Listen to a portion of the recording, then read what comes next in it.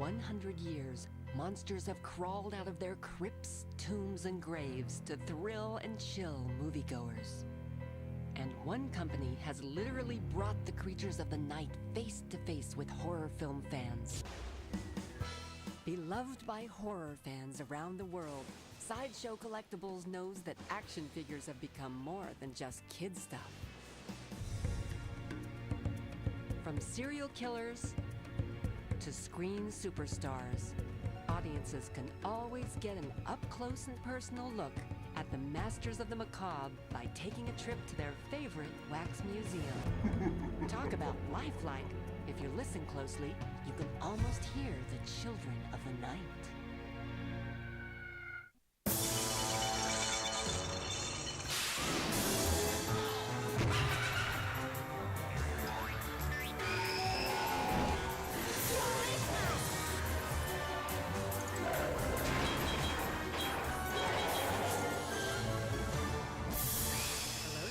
It's little old me, the gal that put the vamp back in the vampire, Elvira. Now, just in case you thought America's scariest family lived at 1600 Pennsylvania Avenue, you'd have to think again. Because believe it or not, the country's most supernatural address is 1313 Mockingbird Lane, where you'll find a groovy collection of really cool ghouls, the Munsters. In 1964, CBS premiered a series that literally changed the face of television. Hello, Marilyn. I'd like you to meet my date. The Munsters were a family of classic monsters who just couldn't understand why the neighbors were afraid of them.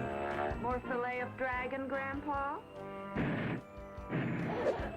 The show came about at a time when the Universal monster craze was at its peak.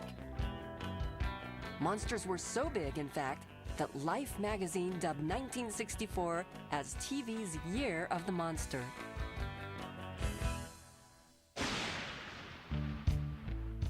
Not to be outdone, ABC launched its own spooky sitcom, The Addams Family, based on the morbidly funny cartoons of Charles Addams in The New Yorker magazine.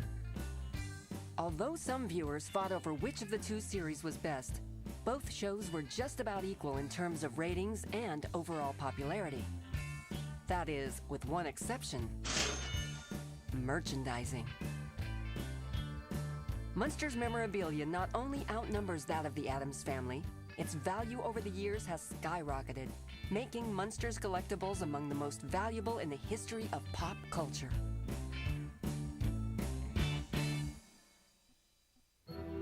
Take these cute little dolls from Remco, for example. As sculpted by famed puppeteer Paul Ashley, they feature dead-on likenesses of Herman, Lily, and Grandpa. In their original boxes, the Munsters dolls fetch thousands of dollars, if you can dig one up. This card game by Milton Bradley depicted the Munsters playing cards with a very frightened blonde-haired boy. But when Universal's licensing department objected, claiming that children should never be afraid of the Munsters, Milton Bradley gave the petrified preteen a makeshift makeover. Universal also weighed in on the early illustrations for the first of two Munsters books published by Whitman. In this original drawing intended for the book, Herman was thought to be too handsome. So the artist obliged his client by making Herman look a lot more like Fred Gwynn's TV persona. Whitman was one of the most prolific of all the companies that merchandised the Munsters. In addition to books, they made magic slate drawing pads, coloring books, sticker books, paper dolls, color-by-number sets, and jigsaw puzzles. Under their Gold Key Comics banner, Western Publishing issued a series of 16 colorful Munsters comic books.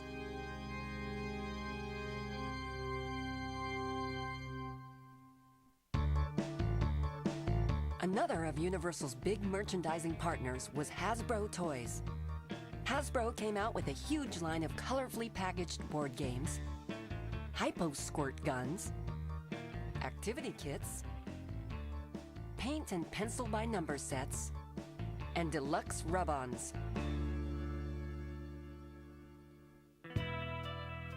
From other companies came Colorform's cartoon kits in both large and small sizes.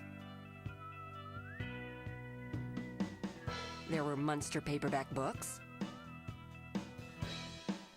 and 8mm home movie viewers.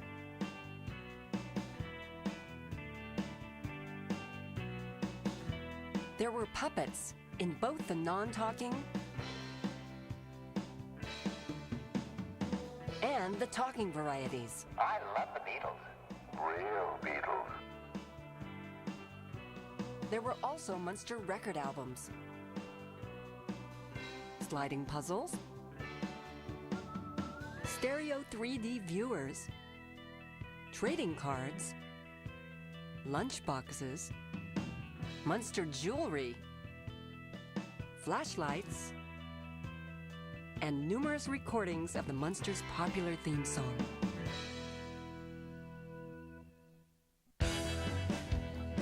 In 1965, the Aurora Plastics Company came out with this ultra-detailed scale model of the Munsters enjoying their favorite TV show in their living room.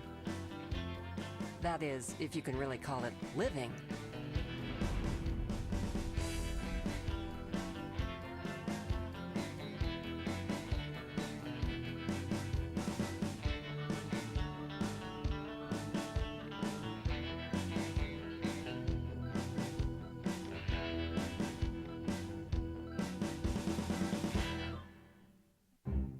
Not to be outdone, the M&E Company made this do-it-yourself Munsters molding set, complete with plaster, molds, clamps, paint, and brush.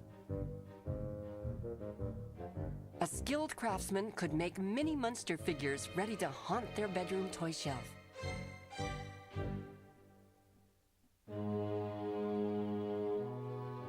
Since the Munsters were always dressed for Halloween, these Ben Cooper costumes seemed tailor-made for trick-or-treating.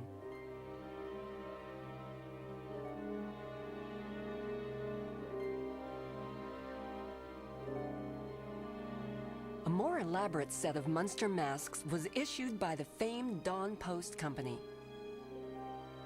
Molded in lifelike latex, these over-the-head beauties were sculpted by using real-life masks of Yvonne DiCarlo, Fred Gwynn, and Al Lewis.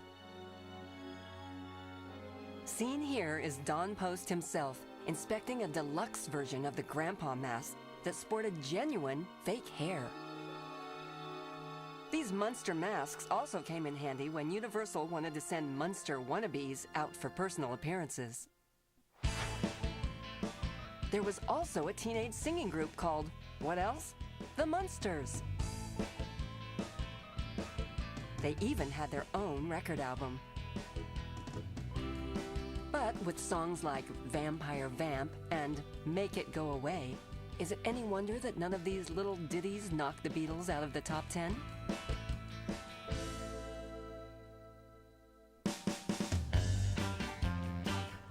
Among the most popular of all the Munster collectibles were AMT's scale model kits of the Munsters' ultra-cool hot rod cars. As designed by the king of the customizers, George Barris, the Munster Coach and the Dragula seemed to drive right out of hobby stores and into the waiting arms of model builders everywhere. AMT even made a larger Munster Coach toy, but a design defect caused only a very few to ever hit the market. Another rarity is this Munster Coat, made by the H&L Block Company of Tacoma, Washington. Made of animal-friendly fake fur, of course. Check out the groovy hood and bear claw buttons.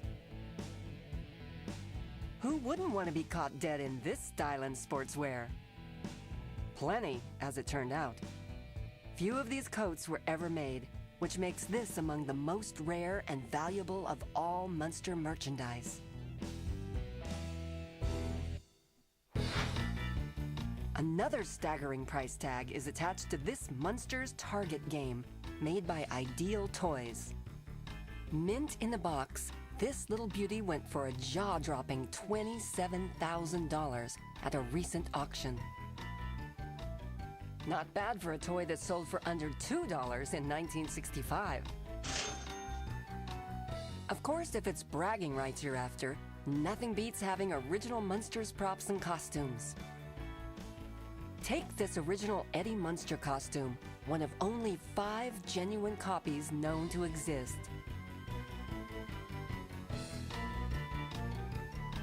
For the second season of the series, Yvonne DiCarlo traded in this heavy and cumbersome bat necklace for a more elegant version.